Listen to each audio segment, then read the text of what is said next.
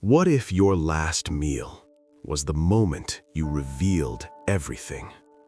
The betrayal, the sacrifice, the love that would change the world forever.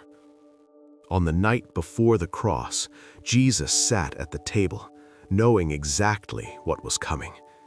And still, he chose to love. Jerusalem is alive. The streets are filled with pilgrims celebrating Passover, a sacred remembrance of deliverance. But in an upper room, hidden from the noise, something eternal is about to happen. Jesus gathers his disciples for what seems like a traditional meal, but becomes the most important table in history. He sends Peter and John ahead. A room is prepared. The table is set.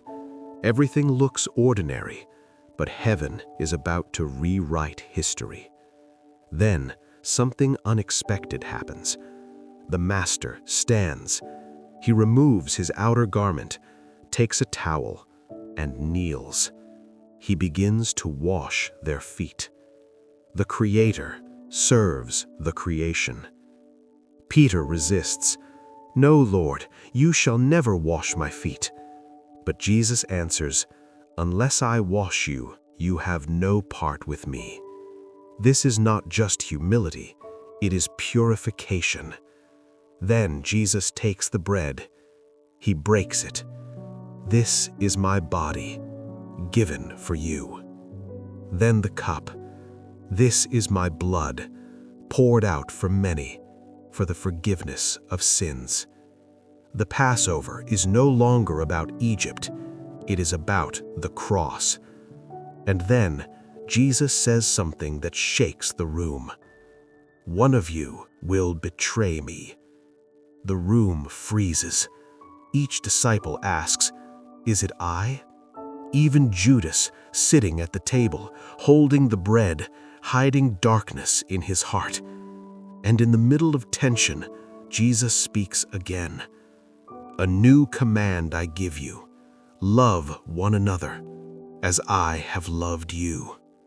Not a suggestion, a command, sealed in sacrifice.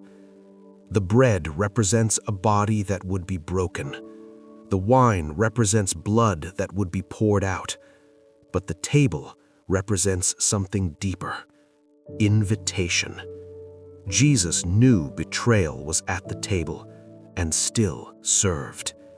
He knew the cross was coming, and still gave thanks. This is the gospel: love in the presence of betrayal, grace before the fall. Tonight, the question is not just what happened at the table. The question is, are you at the table? Will you receive what he offered, or walk away like Judas?